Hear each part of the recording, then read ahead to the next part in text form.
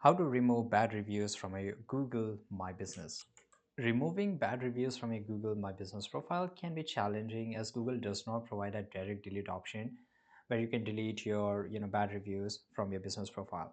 However, there are several methods here. So just go to the manage now, sign in into your Google and just go to manage now, right? And here it will redirect to your My Business. So here you can just open your My Business. It will open something like this. Now here you can just go and click on read reviews, right? And verify to connect with your customers. If you don't have this option, you need to verify it up.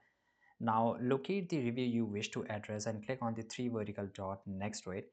Select as a flag as a inappropriate, right? You will then be prompted to choose a reason for flag the review, such as it being off topic or violating Google content policies. Provide a detailed explanation if possible and submit your reports, right? This is very important because if you can resolve this issue that led to the negative review, reach out to the customer directly and ask them to reconsider their feedback. Usually this doesn't work 100%, but if it's work, because if there is some of the bad review which is done intentionally, even though there's a no mistake from your business side, then you can usually report to Google and Google will remove it.